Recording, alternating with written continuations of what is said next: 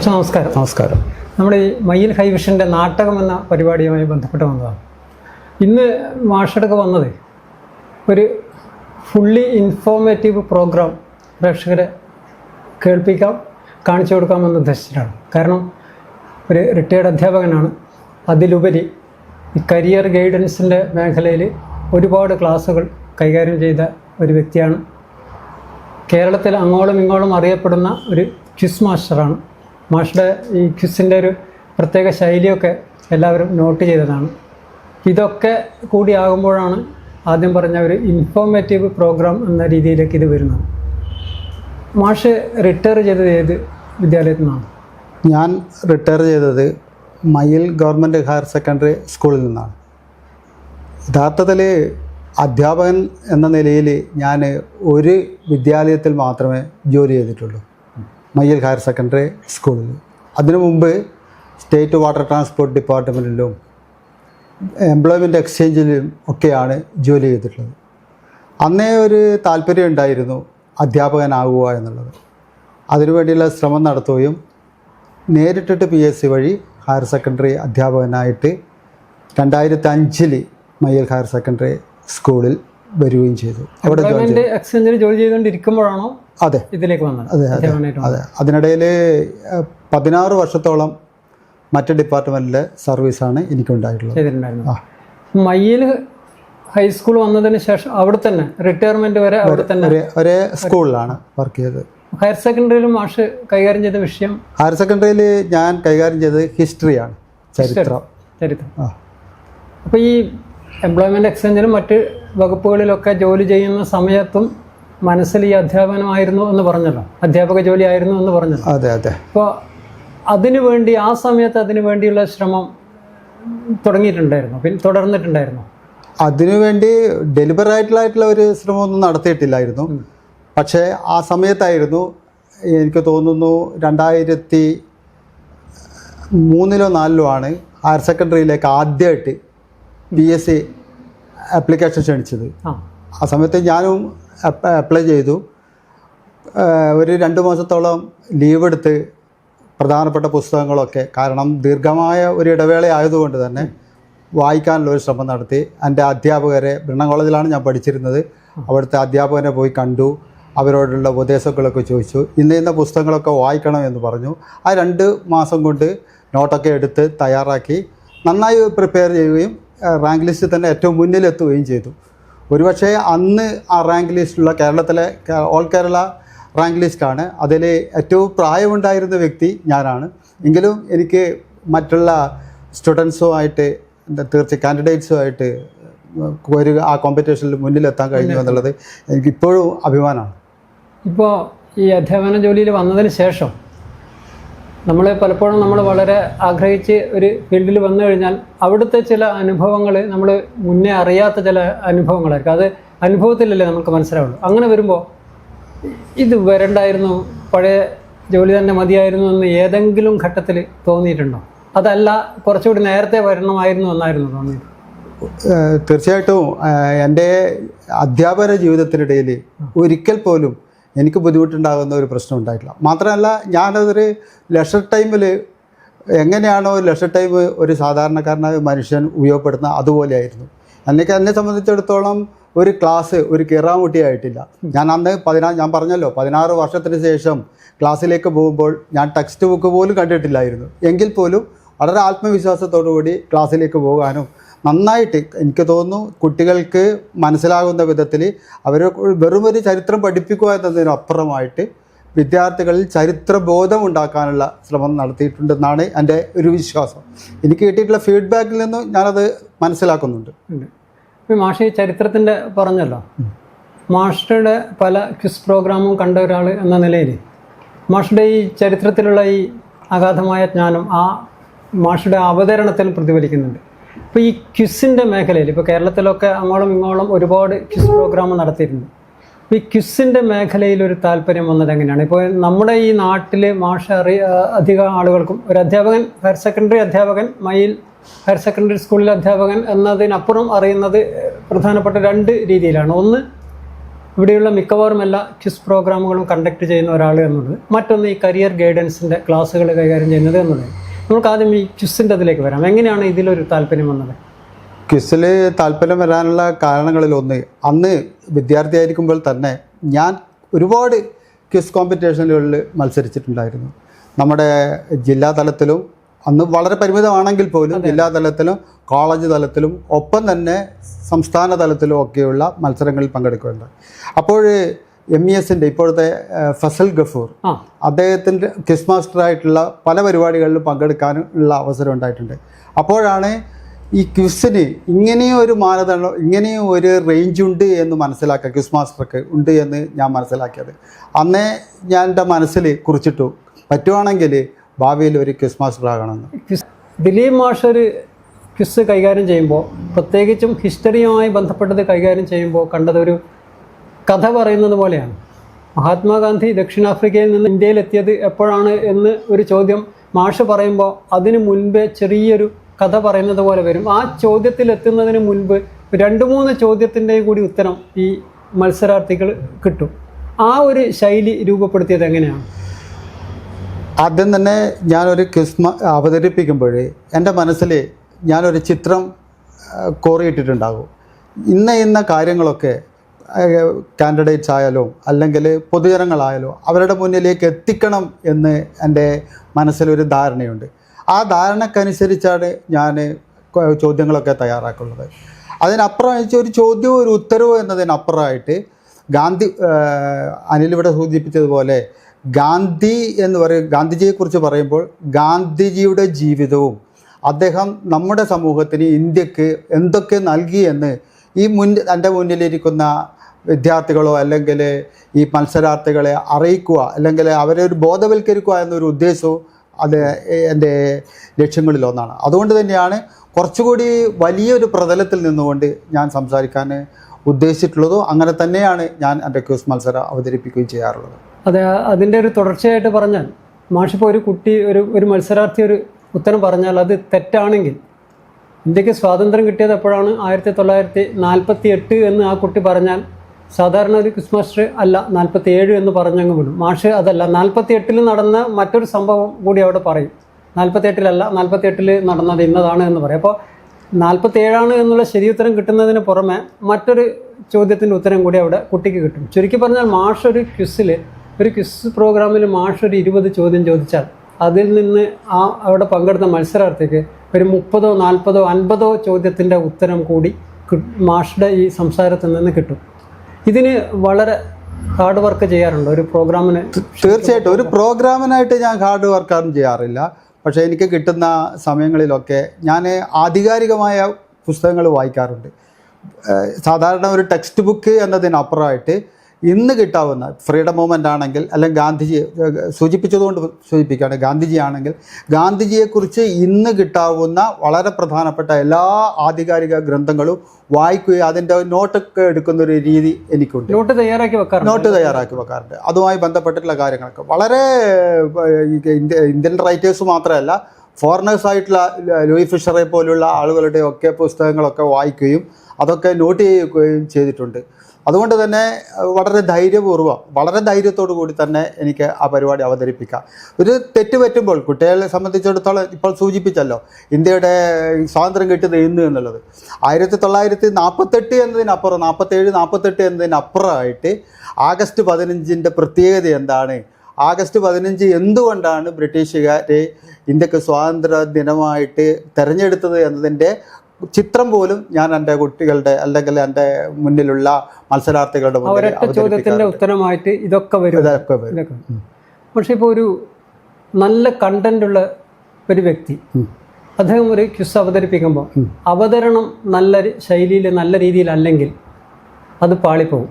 തീർച്ചയായും നല്ല ഒരു അവതാരകൻ, അദ്ദേഹത്തിന് കണ്ടന്റ് കുറവാണെങ്കിൽ, ഈ എഴുതി വെച്ച ചോദ്യവും ഉത്തരവും മാത്രം പറയുന്നതാണെങ്കിൽ അതും പാളിപ്പോവും. മാഷെ സംബന്ധിച്ച് ഈ കണ്ടന്റും ഉണ്ട്, ഈ അവതരണത്തിൻ്റെ മാഷ് രൂപപ്പെടുത്തിയ ഒരു ശൈലിയുമുണ്ട്.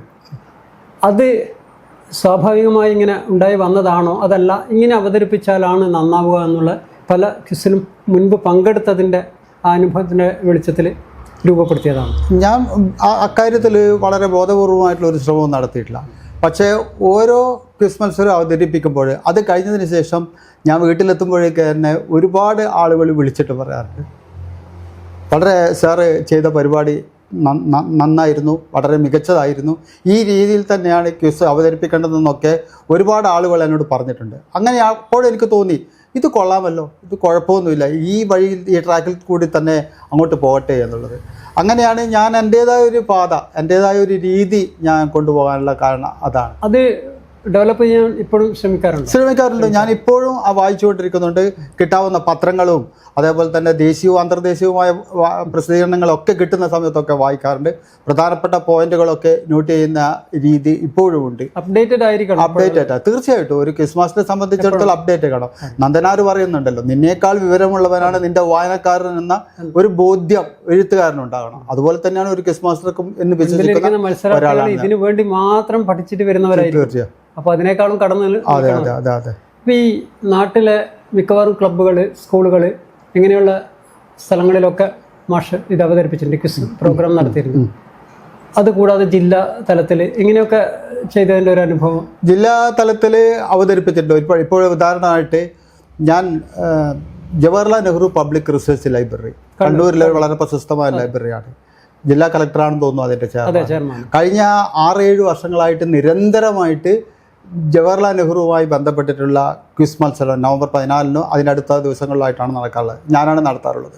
കഴിഞ്ഞ 6-7 വർഷം കണ്ടിന്യൂസ് ആയിട്ട് അത് നടത്തിക്കൊണ്ടിരിക്കുകയാണ്. ഒരു പ്രാവശ്യം ചോദിച്ച ചോദ്യങ്ങൾ ഞാൻ പിന്നീട് ചോദിച്ചിട്ടില്ല. കാരണം അതിൽ പങ്കെടുക്കുന്ന വളരെ വിദൂര പ്രദേശങ്ങളിൽ നിന്ന്, കണ്ണൂർ ജില്ലയ്ക്ക് പുറമെ കാസർഗോഡ്, വയനാട്, കോഴിക്കോട് ജില്ലകളിൽ നിന്നൊക്കെ വരാറുണ്ട്. അപ്പോൾ ഓരോ പ്രാവശ്യവും വ്യത്യസ്തമായിട്ടുള്ള കുറേ ചോദ്യങ്ങളുമായിട്ടാണ് ഞാൻ പോകാറുള്ളത്. അപ്പോൾ അവരെ സംബന്ധിച്ചിടത്തോളം ഒരു പുതിയൊരു അനുഭവമായിരിക്കും. നെഹ്റു ഇങ്ങനെയൊക്കെ ആയിരുന്നു നമ്മുടെ പ്രധാനമന്ത്രി എന്നുള്ള ഒരു ധാരണ അവർക്ക് ഉണ്ടാവുമെന്നാണ് എനിക്ക് തോന്നുന്നത്. നെഹ്റുവിനെ പറ്റി ഒരു പുസ്തകം വായിച്ചാൽ കിട്ടുന്നതിനേക്കാൾ കൂടുതൽ കാര്യങ്ങളും അതിനേക്കാൾ എളുപ്പത്തിലും ഈ ക്വിസിന്ന് അവർക്ക് മനസ്സിലായി. തീർച്ചയായിട്ടും. ഇത് കഴിഞ്ഞ് ജില്ല വിട്ടിട്ട് പോയാൽ? ജില്ല വിട്ടിട്ട് പോയിട്ടുണ്ട്. ജില്ലക്ക് പുറമേ ആയിട്ടുള്ള ഒരുപാട്, ഉദാഹരണമായിട്ട് പറയുകയാണെങ്കിൽ ഇപ്പോൾ ഓൾ കേരള എഞ്ചിനീയേഴ്സ് അസോസിയേഷൻ്റെ വയനാട്ടിൽ സുൽത്താൻ ബത്തേരിയിൽ കഴിഞ്ഞ 2-3 വർഷം മുമ്പാണ് ഒരു പരിപാടി നടത്തിയിട്ടുള്ളത്. അങ്ങനെ ഒരുപാട് പരിപാടികൾ നടത്തി. പിന്നെ സ്കൂൾ ഓഫ് കണ്ണൂർ യൂണിവേഴ്സിറ്റിയുടെ സ്കൂൾ ഓഫ് ജേർണലിസം, അവിടെ ഒരു 3 പ്രാവശ്യം ഞാൻ തന്നെയാണ് മാധ്യമ ക്വിസ് നടത്തിയിട്ടുള്ളത്. അത് എൻ്റെ ജീവിതത്തിലെ ഒരു വലിയ അനുഭവമായിട്ട് ഞാൻ കരുതുന്നുണ്ട്. കാരണം കണ്ണൂർ യൂണിവേഴ്സിറ്റിയുടെ കീഴിലുള്ള ഒരുപാട് വിദ്യാർത്ഥികൾ, ജില്ലക്ക് പുറത്തുള്ള ഒരുപാട് വിദ്യാർത്ഥികൾ വന്നു. അത് ജേർണലിസം മുഖ്യ വിഷയമായി എടുക്കുന്നു. ഒപ്പം തന്നെ പോസ്റ്റ് ഗ്രാജുവേഷനൊക്കെ പഠിക്കുന്ന വിദ്യാർത്ഥികളാണ്. നമ്മുടെ അധ്യാപകരും ഉണ്ടായിരുന്നു. അപ്പോൾ അത് എന്നെ സംബന്ധിച്ചിടത്തോളം ഒരു വലിയ അനുഭവമായിരുന്നു. അടുത്ത പ്രാവശ്യവും എന്നെ വിളിച്ചു. അങ്ങനെ 3 പ്രാവശ്യം അത് അവതരിപ്പിക്കാനുള്ള ഭാഗ്യം എനിക്കുണ്ടായിട്ടുണ്ട്. മാഷെ ഈ ക്വിസിന് പുറമെയൊക്കെ വിളിക്കുന്നത്, ദൂരം വഴിക്കൊക്കെ വിളിക്കുന്നത്, ഒരു സ്ഥലത്ത് നിന്ന് മാഷ പ്രോഗ്രാം കണ്ടതുകൊണ്ട് അങ്ങനെയാണോ, അല്ല മാഷ മുൻപേ അറിയുന്ന ആളുകളുണ്ട്, അതുപോലെ തന്നെ 2 രീതിയിലും ആളുകൾ വിളിക്കാറുണ്ട്. അപ്പോൾ ഈ ക്വിസിന് വേണ്ടി എന്തായാലും ഇത് അവതരിപ്പിച്ചുകൊണ്ടിരിക്കുന്ന ഒരാളെന്നുള്ള രീതിയിൽ ഇതിനു വേണ്ടി ഓരോ സബ്ജക്റ്റ് വൈസ് ക്വസ്റ്റ്യൻ തയ്യാറാക്കി അങ്ങനെ പ്രിപ്പയർ ചെയ്ത് വെക്കാറുണ്ടോ? ആദ്യം സബ്ജക്റ്റ് വൈസ് അങ്ങനെ ഞാൻ വെക്കാറില്ല, ക്വസ്റ്റ്യനായിട്ട് വെക്കാറില്ല. പക്ഷേ പ്രധാനപ്പെട്ട പോയിന്റുകൾ, അതായത് വളരെ മെമ്മറബിളായ ചില കാര്യങ്ങളൊക്കെ ഞാൻ നോട്ട് ചെയ്ത് വെക്കാറുണ്ട്. ആ ഒരു രീതി എനിക്കുണ്ട്. അത് എഴുതി വെക്കുന്ന ഒരു ശീലമുണ്ട്. അത് ഭാവിയിൽ എപ്പോഴെങ്കിലും നമുക്കൊന്നുമില്ലെങ്കിൽ സംസാരിക്കുമ്പോഴൊക്കെ, ഒന്നുമില്ല ക്ലാസ് എടുത്ത് കൊടുക്കുക. ഞാൻ ഇപ്പോഴും ക്ലാസ് എടുക്കുന്ന ഒരാളാണ്. അധ്യാപകൻ എന്ന നിലയിൽ പലപ്പോഴും ക്ലാസ്സുകളിൽ അവർക്ക് സംബന്ധിച്ചിടത്തോളം പുതിയ അറിവ് കൊടുക്കുക എന്നുള്ളതാണല്ലോ ഒരു അധ്യാപകൻ്റെ ഏറ്റവും വലിയ ഇതാണ്. അതുപോലെ ഒരു വിഷയത്തെ സംബന്ധിച്ച് ഏറ്റവും ലേറ്റസ്റ്റ് ആയിട്ടുള്ള അപ്ഡേറ്റ് ആയിട്ടുള്ള കാര്യങ്ങൾ അവതരിപ്പിക്കുക എന്നുള്ളതാണ്. ഒരു ക്ലാസ്സിലെ അധ്യാപകൻ ഇന്നത്തെ കാലഘട്ടത്തിൽ നിലനിൽക്കണമെങ്കിൽ എൻ്റെ ഒരു ചിന്താഗതി ഏറ്റവും അപ്ഡേറ്റഡ് ആയിരിക്കണമെന്നാണ്. ലോകത്തൊരു വിജ്ഞാന വിസ്ഫോടനം നടക്കുന്ന സമയത്ത് അധ്യാപകൻ ഈ അറിവിനോട് പിന്തിരിഞ്ഞു നിൽക്കുമ്പോൾ സ്വാഭാവികമായി നമ്മൾ പുസ്തകങ്ങളിൽ മാത്രം ഒതുങ്ങിപ്പോകുന്ന അങ്ങനെ ആകാൻ പാടില്ല എന്ന് വിശ്വസിക്കുന്ന ഒരാളാണ്. അതുകൊണ്ട് തന്നെ കിട്ടാവുന്ന സമയങ്ങളിലൊക്കെ ഞാനിങ്ങനെ വായിക്കുകയും, അത് വെറും ഈ പറഞ്ഞ പോലുള്ള പുസ്തകങ്ങളല്ല, ഒപ്പം തന്നെ സർഗാത്മക രചനകളും വായിക്കുന്ന ഒരാളും കൂടിയാണ്. പക്ഷെ നമുക്കിനി ഈ ക്വിസിൻ്റെ സ്ഥലം വിട്ടിട്ട് ഓക്കെ മാഷിൻ്റെ മറ്റൊരു മേഖല ഓക്കെ കരിയർ ഗൈഡൻസ്. അപ്പോൾ ഇന്ന് ഇപ്പോൾ പരീക്ഷകളൊക്കെ കഴിഞ്ഞ് റിസൾട്ട് വരാൻ പോകുന്നു. അപ്പോൾ ഇന്നത്തെ കുട്ടികൾക്കും രക്ഷിതാക്കൾക്കും ഒക്കെ വളരെ താല്പര്യമുള്ള ഒന്നായിരിക്കും. മാഷ് ഒരുപാട് കരിയർ ഗൈഡൻസ് ക്ലാസ്സുകൾ കൈകാര്യം ചെയ്തതാണ്, കുട്ടികളുമായി ബന്ധപ്പെട്ടതാണ്, രക്ഷിതാക്കളുമായി ബന്ധപ്പെട്ടതാണ്. അപ്പോൾ ഇന്നത്തെ കുട്ടികൾ ഈ കരിയർ തിരഞ്ഞെടുക്കുന്നതിൽ അവരുടെ ഒരു രീതി, ഒരു മനോഭാവം എന്താണ് മാഷിൻ്റെ ഒരു അനുഭവത്തിൽ? എനിക്ക് തോന്നുന്നു ഇന്നത്തെ കുട്ടികൾക്ക് കുറച്ച് മുന്നേയുള്ള ജനറേഷനേക്കാളും ഒരുപാട് കരിയർ ധാരണകൾ ഉള്ളവരാണെന്നാണ് എനിക്ക് തോന്നുന്നത്. എങ്കിൽ പോലും കരിയർ ഗൈഡൻസ് അത്യാവശ്യമാണ്. ഇന്നത്തെ കാലത്തിനൊരു പ്രത്യേകതയുണ്ട്. അല്ല, ശരിയായ ഒരു കരിയർ ധാരണ ഉണ്ട് എന്ന് പറഞ്ഞു, അതൊരു ശരിയായ ധാരണ തന്നെയാണോ? അല്ല, അതാണ് ചെറിയ വികലമായ ചില ധാരണകളാണ് അവർക്കുള്ളത്. അത് അപകടമാണ്, തീർച്ചയായിട്ടും അതാണ്. ഇന്നത്തെ കാലത്തിൻ്റെ ഒരു പ്രത്യേകത എന്ന് പറയുന്നത് വ്യാവസായിക രംഗത്തും അതുപോലെ ഇൻഫർമേഷൻ ടെക്നോളജിയുടെ രംഗത്തും ഒക്കെ വലിയ ഇൻഫർമേഷൻ ടെക്നോളജി എന്നല്ല, ടെക്നോളജിയുടെ രംഗത്തൊക്കെ ഒരിക്കലും നമുക്ക് ചിന്തിക്കാൻ പോലും പറ്റാത്ത വിധത്തിലുള്ള മാറ്റങ്ങൾ സംഭവിച്ചു കൊണ്ടിരിക്കുമ്പോൾ ആ മാറ്റങ്ങളുടെ പ്രതിഫലനം നമ്മുടെ ജോബ് മാർക്കറ്റിലും കാണാറുണ്ട്, തീർച്ചയായിട്ടും കാണാറുണ്ട്. അത് ആ കാര്യങ്ങളെ കുറിച്ച് കൃത്യമായിട്ടൊരു ധാരണ നമ്മുടെ വിദ്യാർത്ഥികൾക്ക് ഇല്ലെങ്കിൽ തീർച്ചയായിട്ടും അവന് ഭാവിയിൽ അവന് ഇഷ്ടപ്പെടുന്ന ഒരു കരിയറിലേക്ക് എത്തിച്ചേരാൻ പറ്റില്ല എന്നുള്ളത് കരിയറിലേക്ക് എത്തിച്ചേരാൻ പറ്റില്ലെന്ന കാര്യത്തിൽ ഒരു സംശയവുമില്ല. പഴയതുപോലെ പ്രീ ഡിഗ്രി, ഡിഗ്രി, PG ആ കാലഘട്ടം കഴിഞ്ഞു. ആ ട്രഡീഷണൽ രീതി നമ്മൾ കഴിഞ്ഞു. നമുക്കറിയാമല്ലോ, കേരളത്തെ സംബന്ധിച്ചിടത്തോളം കേരളം സമീപ ഭാവിയിൽ തന്നെ ഒരു നോളജ് എക്കോണമിയിലേക്ക് അടക്കുകയാണ്. അറിവിനെ വിൽപ്പന ചരക്കാക്കി മാറ്റുന്ന ഒരു കാലഘട്ടത്തിൽ നമ്മുടെ യുവാക്കൾ, നമ്മുടെ യുവതികൾ, നമ്മുടെ വിദ്യാർത്ഥികളെ അവർക്ക് ഇഷ്ടമുള്ള, അവർക്ക് പറ്റാവുന്ന, പറ്റുമെങ്കിൽ കേരളത്തിൽ തന്നെ പറ്റാവുന്ന വിധത്തിലുള്ള ഒരു കരിയർ തിരഞ്ഞെടുക്കുന്നതിന് തീർച്ചയായിട്ടും കരിയർ ഗൈഡൻസിന് വലിയ പങ്കുണ്ട് എന്നാണ് ഞാൻ വിശ്വസിക്കുന്നത്. ഇപ്പോൾ ഈ കരിയറിൻ്റെ ഒരു സ്വഭാവം മാറിയ അവസ്ഥയിൽ ഇതൊരു കച്ചവടം കൂടിയിട്ടുണ്ടല്ലോ. ആ കച്ചവടം കൂടിയത് കൊണ്ട് തന്നെ ഈ കുട്ടികൾ മിസ്ലീഡ് ചെയ്യപ്പെടുന്നുണ്ടോ? അതായത് ഇവർക്ക് പറ്റാത്ത മറ്റ് രീതിയിലേക്ക് ഇവരെ വഴിതിരിച്ചു വിടാനുള്ള ശ്രമങ്ങൾ മറ്റ് മേഖലകളിൽ നിന്ന് നടക്കുന്നതായിട്ട് തോന്നിയിട്ടുണ്ടോ മാഷേ? തീർച്ചയായിട്ടും നടക്കുന്നുണ്ട്, അതിൽ യാതൊരു സംശയവുമില്ല. പലതരത്തിലുള്ള കരിയർ മേഖലയിൽ മറ്റ് മേഖലകളിൽ നടക്കുന്നത് പോലെ ഒരുപാട് തട്ടിപ്പുകളുണ്ട്, കള്ളനാണയങ്ങളുണ്ടെന്ന കാര്യത്തിൽ സംശയമൊന്നുമില്ല. അവിടെ സ്വയം ബോധ്യമുണ്ടാവുക എന്നതിനപ്പുറമായിട്ട് നമ്മുടെ രക്ഷിതാക്കൾക്കും ഇതിൽ വലിയൊരു പങ്കുണ്ട്, ഒപ്പം തന്നെ അധ്യാപകർക്കും പങ്കുണ്ട്. ഒരു കുട്ടിയുടെ ഏത് തരത്തിലുള്ള ജോലിയാണ് അവന് ഭാവിയിൽ സ്യൂട്ടബിൾ ആയിട്ടുള്ളത് എന്ന് മനസ്സിലാക്കാനും അത് അവനോട് പറഞ്ഞു കൊടുക്കാനുള്ള ഒരു കഴിവ് ഓരോ അധ്യാപകരുണ്ടായാൽ അല്ലെങ്കിൽ നമ്മുടെ രക്ഷിതാക്കൾക്കുണ്ടായി കഴിഞ്ഞാൽ ആ പ്രശ്നം ഒരു വലിയ പരിധി വരെ പരിഹരിക്കാൻ പറ്റുമെന്നാണ് ഞാൻ വിശ്വസിക്കുന്നത്. ഈ കുട്ടികൾ യഥാർത്ഥത്തിൽ എപ്പോഴാണ് ഇവരുടെ ഒരു കരിയറിനെ പറ്റി കൃത്യമായ ഒരു ബോധവാനായി അല്ലെ ബോധവതിയായി മാറേണ്ടത്? ഏത് പ്രായത്തിലാണ്? യഥാർത്ഥത്തിൽ +2 കഴിയുമ്പോഴേക്കും നല്ലൊരു തിരിച്ചറിവ് കുട്ടിക്ക് ഉണ്ടാകേണ്ടതാണ്. അല്ലെങ്കിൽ കാരണം +2 ജീവിതത്തിലെ ഒരു ലാൻഡ് മാർക്ക് എന്നൊക്കെ പറയല്ലോ, ഒരു ക്രൂഷ്യൽ പോയിൻ്റാണത്, ജീവിതത്തിലെ ഒരു വഴിത്തിരിവാണത്. ആ സമയത്ത് തന്നെ അവൻ എങ്ങോട്ടാണ് താൻ പോകേണ്ടത്, ഏത് ജോലിയാണ് തൻ്റെ ജീവിതമാർഗമായി തിരഞ്ഞെടുക്കേണ്ടത് എന്നതിനെക്കുറിച്ചുള്ള ഒരു ധാരണ ഈ +2 കാലഘട്ടത്തിൽ തന്നെ അവന് ഉണ്ടാകേണ്ടതാണ്. അതിന് കരിയർ ഗൈഡൻസിന് വലിയ പങ്ക് ഉണ്ട് എന്നാണ് എനിക്ക് തോന്നുന്നത്. അങ്ങനെ വരുമ്പോൾ അതിനേക്കാൾ മുന്നേ തന്നെ കുട്ടികൾക്ക് ഇതിൻ്റെ ഒരു ബോധവൽക്കരണം കൊടുക്കേണ്ടതല്ലേ? തീർച്ചയായിട്ടും ചെറിയ ക്ലാസ് മുതൽ. തീർച്ചയായിട്ടും അത് ഇന്ന് നടക്കുന്നുണ്ടോ? അത് നടക്കുന്നുണ്ടോ എന്ന് ചോദിച്ചാൽ എനിക്കതിന് കൃത്യമായിട്ട് ഉത്തരവില്ല. ഇപ്പോൾ വായനശാലകൾ, ക്ലബ്ബുകൾ, അങ്ങനെയുള്ള സ്ഥലങ്ങളിൽ ഈ പ്രധാനപ്പെട്ട പരീക്ഷകൾ കഴിഞ്ഞാൽ മാഷ പോലെയുള്ള വിദഗ്ധരെ വിളിച്ച് ഒരു കരിയർ ഗൈഡൻസ് ക്ലാസ്സും കാര്യങ്ങളൊക്കെ നടത്തും. സ്കൂളുകളിലും ഇപ്പോൾ ഒരു കരിയർ ക്ലബ്ബ് ഉണ്ടെന്ന് തോന്നുന്നല്ലേ? അത് ഈ ചെറിയ ക്ലാസ്സിലെ കുട്ടികളെ ഇതിലേക്ക് കൊണ്ടുവരാൻ ഉതകുന്ന രീതിയിലേക്ക് പോകുന്നുണ്ടോ സ്കൂളുകളിൽ? കരിയർ ക്ലബ്ബുകളിൽ ചെറിയ കുട്ടികളെ സംബന്ധിച്ചിടത്തോളം ചെറിയ ധാരണ ഉണ്ടാക്കുന്നതിന് സഹായിക്കുന്നുണ്ടെന്ന് തന്നെയാണ് എൻ്റെ വിശ്വാസം. ഇന്നത്തെ അധ്യാപകർ ഒരുപാട് മാറിക്കഴിഞ്ഞു. അവർ നമ്മുടെ കുട്ടികളുടെ എങ്ങനെയായിരിക്കണം, ഏത് വഴിക്ക് പോകണം, ഏത് ഡയറക്ഷനിലേക്ക് പോകണം എന്നതിനെക്കുറിച്ചൊക്കെയുള്ള ഇൻസ്ട്രക്ഷൻസ് കുട്ടികൾക്ക് കൊടുത്തുകൊണ്ടിരിക്കുന്നുണ്ടെന്ന് തന്നെയാണ് എൻ്റെ വിശ്വാസം. ഏതായാലും കരിയർ ഗൈഡൻസ് എന്നത് വെറും കുട്ടികളിൽ മാത്രം ഒതുക്കേണ്ട ഒന്നാണെന്ന് എനിക്ക് തോന്നുന്നില്ല.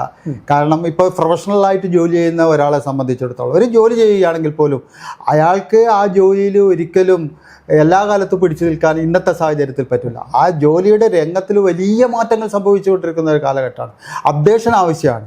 ഈ എന്തൊക്കെയാണ് താൻ ജോലി ചെയ്യുന്ന മേഖലയിലുള്ള മാറ്റങ്ങൾ എന്നതിനെക്കുറിച്ചുള്ള ഒരു ബോധ്യവും തിരിച്ചറിവും അവനുണ്ടാകുന്നതിൽ കരിയർ ഗൈഡൻസിന് വലിയ പങ്കുണ്ടെന്നാണ് ഞാൻ. ഈ കരിയർ ഗൈഡൻസ് ക്ലാസ് എന്ന് പറയുമ്പോൾ പൊതുവെയുള്ളൊരു ധാരണ കുട്ടികൾക്ക് വേണ്ടിയുള്ളതാണ്, കുട്ടികളാണ് അവിടെ പോകേണ്ടത്.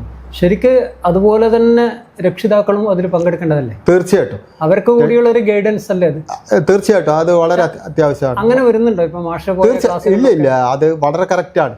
ഇന്നത്തെ പ്രത്യേകിച്ച് നാട്ടിൻപുറങ്ങളൊക്കെ കേരളത്തിൽ ഇപ്പം നാടും നഗരവും ഇല്ല എന്നുള്ളത് നമുക്കറിയാം. എങ്കിൽ പോലും നമ്മളെ സംബന്ധിച്ചിടത്തോളം ഞാൻ മനസ്സിലാക്കിയിട്ടുള്ളത് നമ്മുടെ പല രക്ഷിതാക്കൾക്കും തങ്ങളുടെ മക്കൾ എന്താകണം എന്നതിനെക്കുറിച്ച്, എന്തൊക്കെയാണ് അവൻ്റെ മെറിറ്റ്സ് ആൻഡ് ഡീമെറിറ്റ്സ്, അവൻ്റെ കഴിവുകൾ, അതിൻ്റെ സ്ട്രെങ്ത് എന്താണ്, വീക്ക്നെസ് എന്താണെന്ന് പലപ്പോഴും രക്ഷിതാക്കൾ ശ്രദ്ധിക്കുന്നില്ല എന്നുള്ളതൊരു വാസ്തവമാണ്.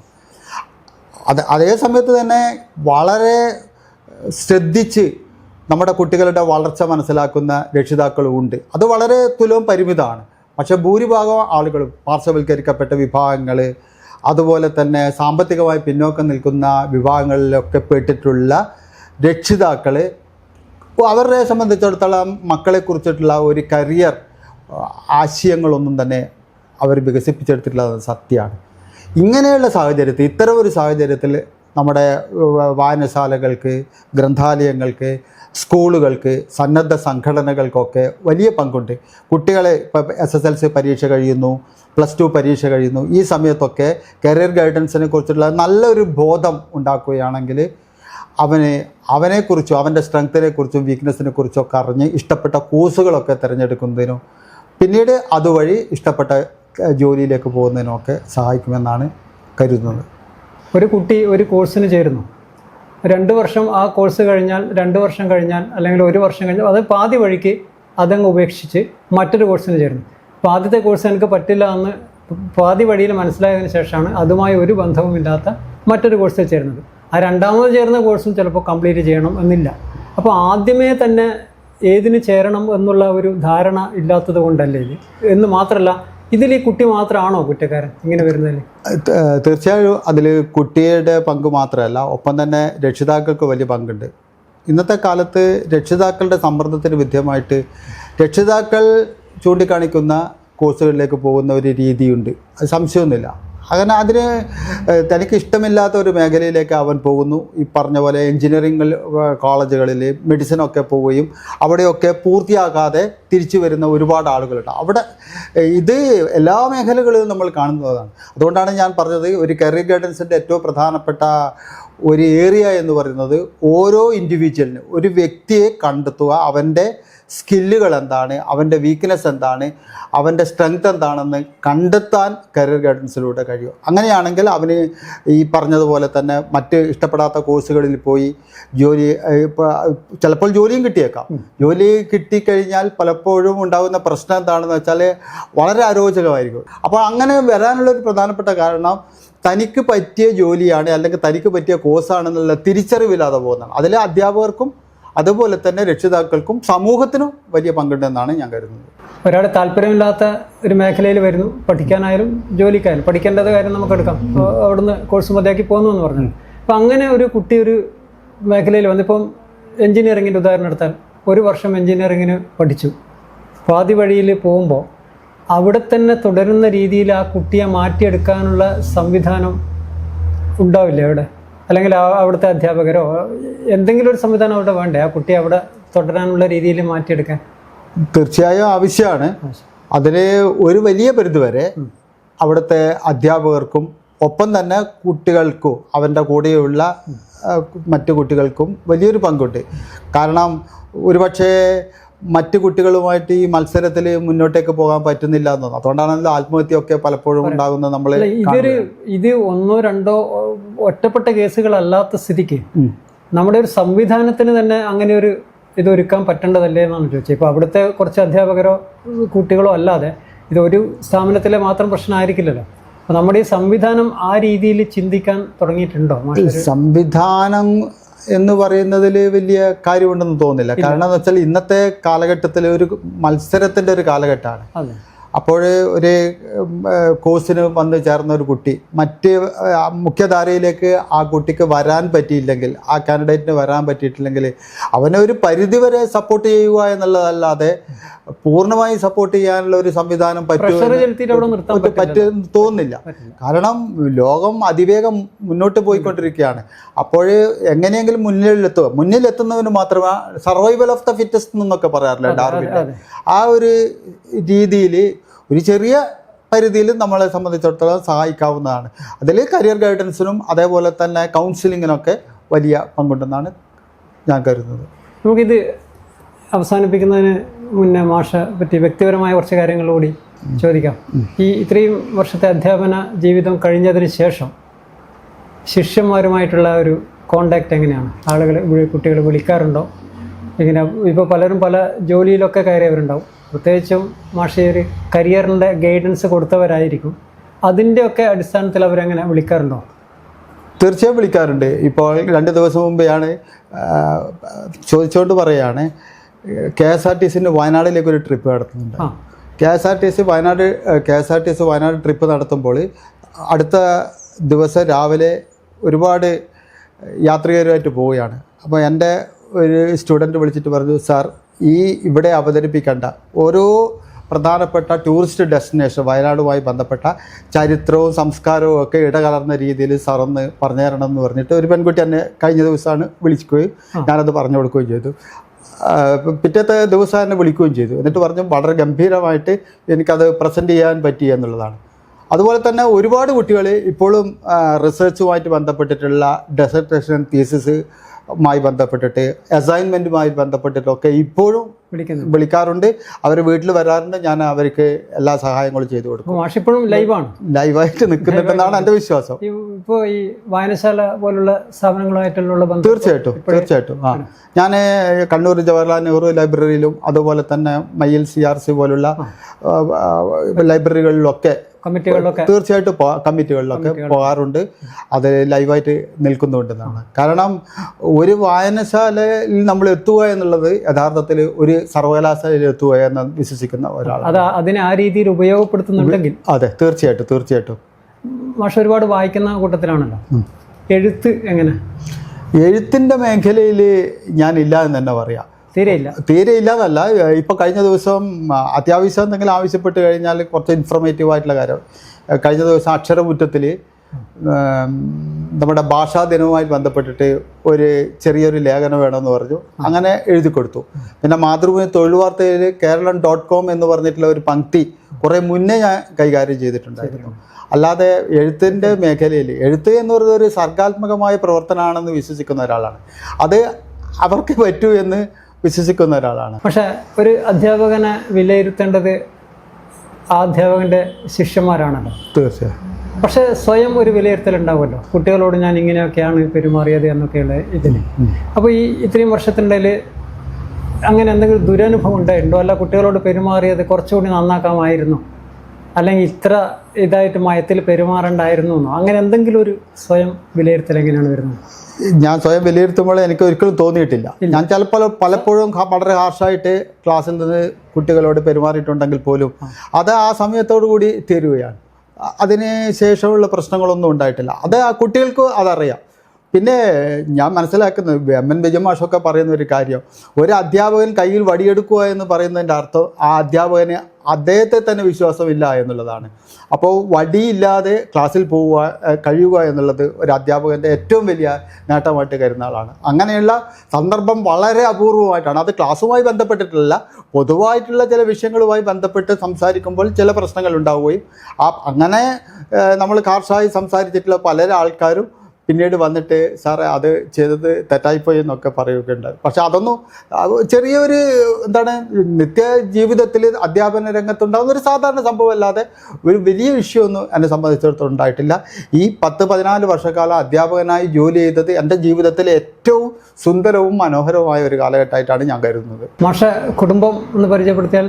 ഭാര്യയുടെ പേര് ബീന, മകൾ ഹൃദ്യ, അവളുടെ ഭർത്താവ് ITIയിൽ ഇൻസ്ട്രക്ടറായി ജോലി ചെയ്യുന്നു കാസർഗോഡ്. ഒരു മകനാണ് അവൾക്കുള്ളത്. മകളുടെ മകനാണ് ഇതല്ലേ? മകളുടെ മകനാണ്. പേര് നിവാൻ നവനീത്. പ്രിയപ്പെട്ട പ്രേക്ഷകരെ, ദിലീപ് മാഷ് ഒരുപാട് കാര്യങ്ങൾ നമ്മളോട് പറഞ്ഞു. മാഷുടെ ആ ഒരു ക്വിസ് ശൈലി രൂപപ്പെട്ടു വന്നതിനെക്കുറിച്ച്, പിന്നെ അവസാനം പറഞ്ഞ കാര്യം ഇപ്പോഴത്തെ കുട്ടികൾ കരിയറിൻ്റെ കാര്യത്തിൽ ശ്രദ്ധിക്കേണ്ടത്, ഇതൊക്കെ മാഷിൻ്റെ അനുഭവത്തിൻ്റെ വെളിച്ചത്തിലാണ് നമുക്ക് പറഞ്ഞു തന്നത്. അധ്യാപന ജീവിതത്തിൽ നിന്ന് പിരിഞ്ഞതിന് ശേഷവും വളരെ ലൈവാണ് മാഷ് എന്ന് മാഷിൻ്റെ ആ ഒരു ബോഡി ലാംഗ്വേജും സംസാരവും ഒക്കെ കാണുമ്പോൾ നിങ്ങൾക്ക് മനസ്സിലായിട്ടുണ്ടാകും. ഒരു കാര്യം കൂടി, ഈ കരിയറുമായി ബന്ധപ്പെട്ട് എന്തെങ്കിലും സംശയങ്ങളുണ്ടെങ്കിൽ മാഷെ ബന്ധപ്പെടാം. നാട്ടകത്തിൻ്റെ ഇന്നത്തെ അധ്യായം ഇവിടെ അവസാനിക്കുകയാണ്. നാട്ടുനന്മയുടെ പുതിയ വർത്തമാനങ്ങളുമായി വീണ്ടും കാണാം.